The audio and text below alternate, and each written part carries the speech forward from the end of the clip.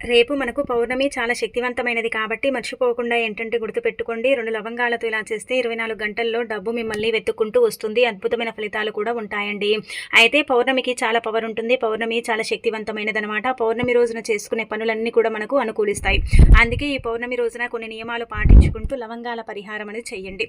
లవంగాలు లక్ష్మీదేవికి చాలా ఇష్టం కాబట్టి లవంగాలతో చేసుకునే పరిహారాలన్నీ కూడా మనకు పనిచేస్తాయండి.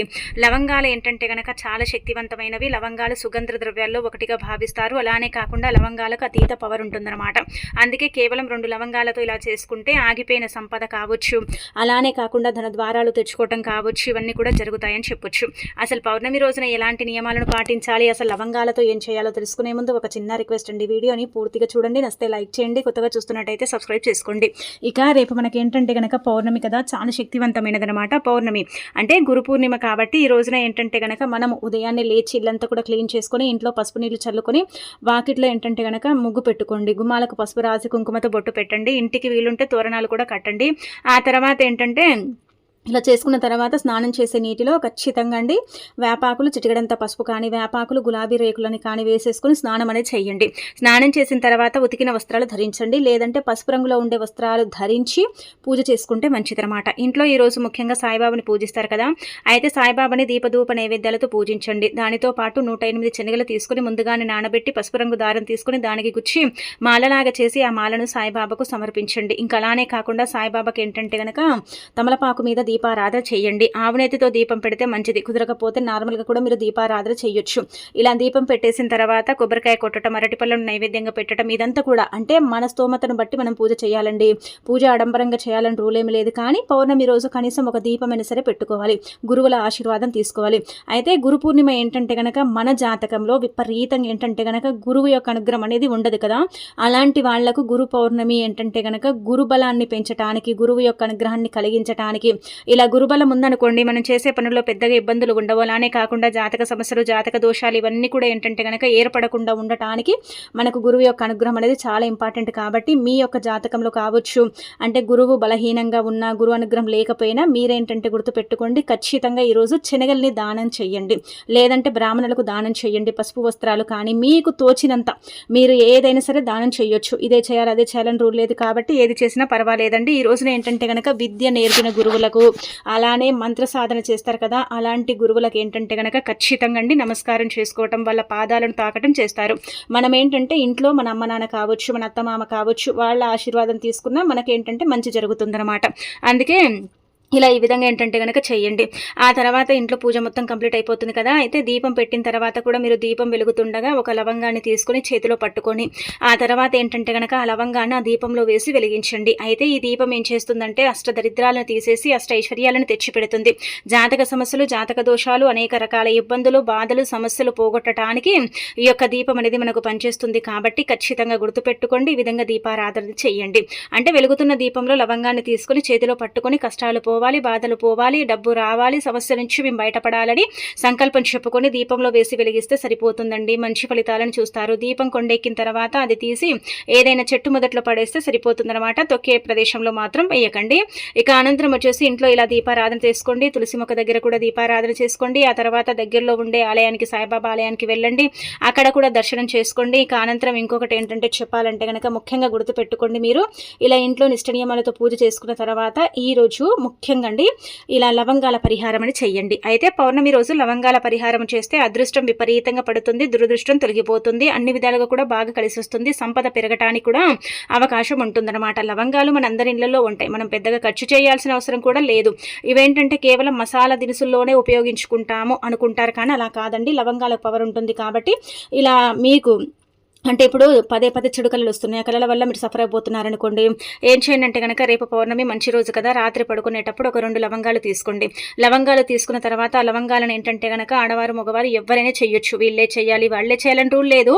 మనకుండే కళలు ఆగిపోవాలన్నా, కళల నుంచి మనకు విముక్తి కలగాలన్నా, కళలు అనేవి మన దగ్గరికి రాకుండా ఉండాలన్నా, అంటే ముఖ్యంగా చెడు కళలు ఉంటాయి కదా, వాటి నుంచి మనం బయటపడాలంటే ఖచ్చితంగా మీరు ఇలా 2 లవంగాలను తీసుకోండి. అలా తీసుకున్న తర్వాత ఆ లవంగాలను ఏంటంటే కనుక ఎడమ చేతిలో పట్టుకొని కళలు రాకూడదు, కళల నుంచి మాకు మాకు విముక్తి కలగాలని సంకల్పం చెప్పుకోండి.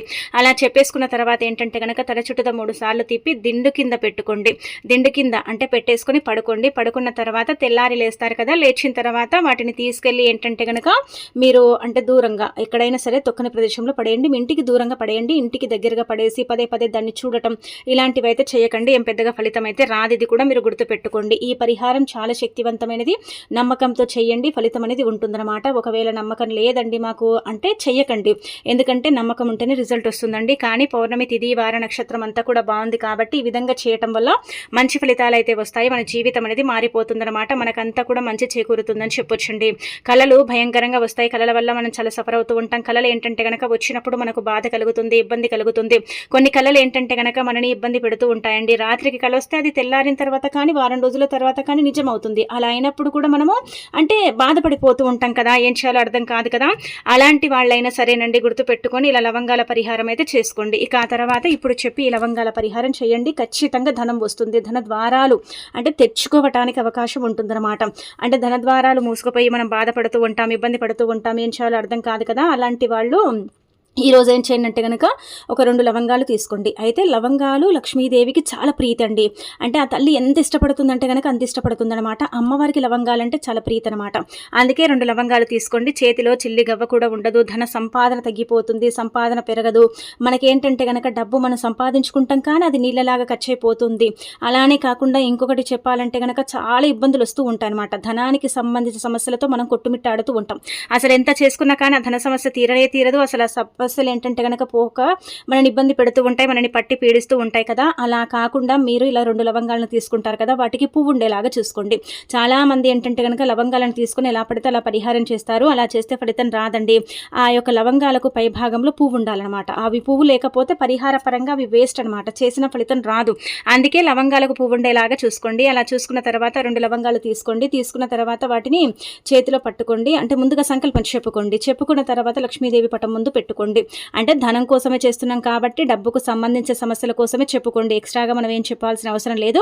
కేవలం డబ్బుకు సంబంధించిన సమస్యలతో అంటే బాధపడుతున్నాం కాబట్టి వాటి నుంచి మనకు అంటే విముక్తి కలగాలి, ధన సమస్య పోవాలి, ధనం అనేది రావాలి, ఐశ్వర్యం అనేది కలగాలి, అన్ని విధాలుగా కూడా బాగుండాలి, ఇబ్బందులు అనేవి ఉండకూడదని చెప్పుకున్న తర్వాత ఇలా సంకల్పం మీరు చెప్పేసి ఆ తర్వాత ఆ లవంగాలను ఏంటంటే కనుక అమ్మవారి పటం ముందు పెట్టి పూజించుకొని ఆ తర్వాత వాటిని తీసేసి పర్సులో పెట్టుకోండి. ఎన్ని రోజులు పెట్టాలండి అంటే ఎన్ని రోజులైనా సరే పెట్టుకోండి. 3 నెలలే ఉంటుంది, ఎక్కువగా ఉండదు. మీరు పెట్టిన తర్వాత పర్సులో ఆ పువ్వు ఊడిపోయినా అవి డ్యామేజ్ అయినా పర్వాలేదు, కానీ అలాగే సీక్రెట్గా పెట్టుకోండి. ఎవరికి తెలియకుండా పదే పదే మనం కూడా చూడకుండా. మనకు చిన్న చిన్న ప్యాకెట్స్ ఉంటాయి కదండి వ్యాలెట్స్లో, అందులో ఏంటంటే కనుక ఇవి పెట్టేయండి, సరిపోతుందన్నమాట. ఎంత రిజల్ట్ వస్తుందంటే అంత రిజల్ట్ వస్తుందన్నమాట. మీరేంటంటే షాక్ అయిపోతారండి. అంత చక్కగా పనిచేసే పరిహారం, అంత బాగుంటుంది.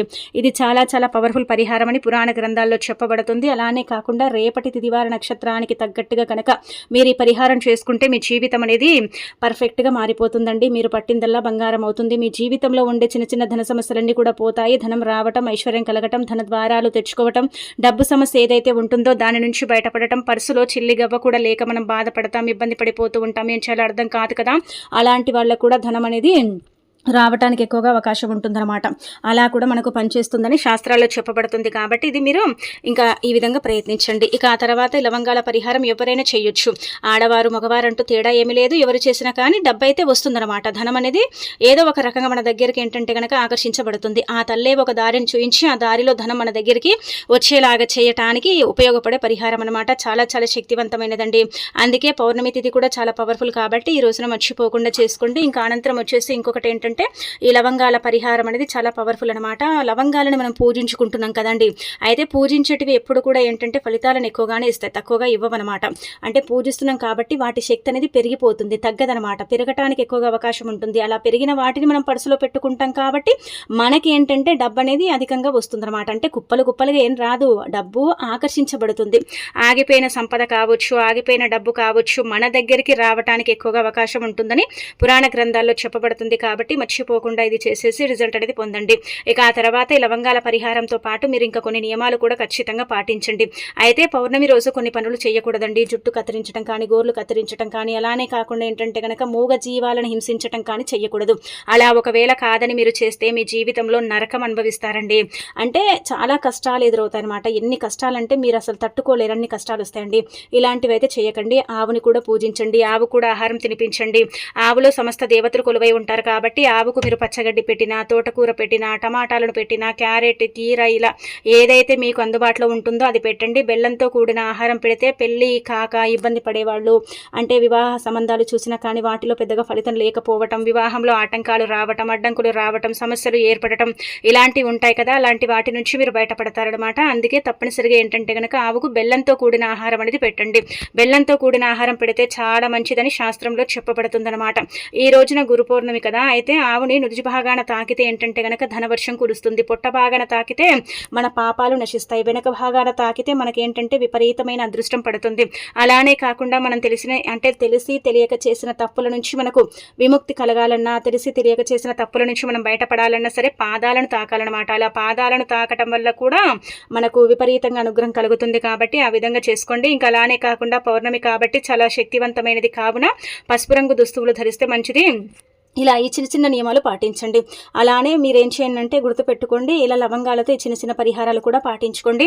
చాలా అద్భుతమైన ఫలితాలు అయితే వస్తాయి. మీ జీవితం మారిపోతుంది. మీరు దూర ప్రయాణాలు చేసేటప్పుడు, ప్రయాణం కోసం వెళ్ళేటప్పుడు, ఏదైనా మంచి పని జరగాలని మీరు కోరుకున్నప్పుడు, పనుల్లో ఆటంకాలు రాకుండా ఉండాలనుకుంటూ ఉంటారు కదా, అలాంటి వాళ్ళు ఏంటంటే కనుక ఒక లవంగాన్ని నోట్లో వేసుకొని వెళితే ఖచ్చితంగా మీరు వెళ్ళిన పని కూడా జరుగుతుంది.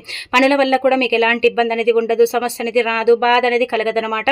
కాబట్టి పనుల కోసం వెళ్ళేటప్పుడు లవంగాన్ని నోట్లో వేసుకొని వెళ్ళండి. మంచి ఫలితాలు అయితే చూడండి. ఇంకా తర్వాత ఇలా లవంగాల పరిహారం అని చేయండి. ఇంకా అనంతరం వచ్చేసి ఇంకొకటి ఏంటంటే, ఒకటి గుర్తు పెట్టుకోండి, లవంగాలు గ్రహాలకు అంకితం చేయబడతాయండి. లవంగాలకు కూడా ఏంటంటే కనుక పవర్ ఎక్కువగా ఉంటుంది కాబట్టి దైవానుగ్రహంతో పాటు గ్రహాలకు కూడా ఈ లవంగాలు అంకితం చేయబడతాయి. కాబట్టి గ్రహస్థితిని మెరుగుపరచడానికి కూడా మనం ఏంటంటే గుర్తు పెట్టుకోండి, 7 సార్లు ఏంటంటే తల చుట్టుదా 7 సార్లు లవంగాలను ఎడమ చేతిలో పట్టుకొని తిప్పి ఆ తర్వాత వాటిని తీసుకెళ్లి మేడి చెట్టు ఉంటుంది కదా, ఆ మేడి చెట్టు దగ్గర పడేస్తే కూడా గ్రహస్థితి అనేది మెరుగుపడుతుంది. గ్రహాల మార్పుల చేర్పుల వల్ల కూడా మనకి ఏంటంటే మంచి ఫలితాలు అయితే వస్తాయన్నమాట. అందుకే తప్పక ఈ పనిని అయితే చేయండి.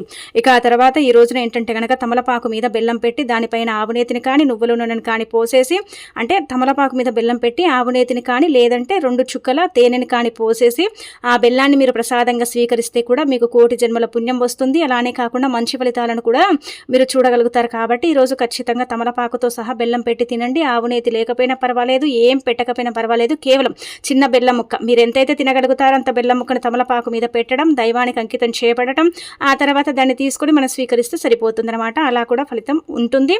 అలానే మనకు ఏంటంటే మంచి ఫలితాలు కూడా వస్తాయని చెప్పొచ్చు. కాబట్టి చిన్న చిన్న నియమాలను తప్పకుండా పాటించండి. పాటించేసి చక్కగా రిజల్ట్ అనేది పొందండి. మీ జీవితాన్ని మార్చుకోండి. మీ జీవితంలో ఉండే చిన్న చిన్న సమస్యలను కూడా పోగొట్టుకోండి. కుక్కకి ఈరోజు ఏంటంటే కనుక ఆహారం పెట్టండి. కుక్కకు అన్నం కానీ, రొట్టెని కానీ ఏదైనా సరేనండి, వీధి కుక్కలు కానీ ఇలా ఉంటూ ఉంటాయి కదా, కుక్కలకి ఏంటంటే కనుక ఆహారం ఖచ్చితంగా పెట్టండి.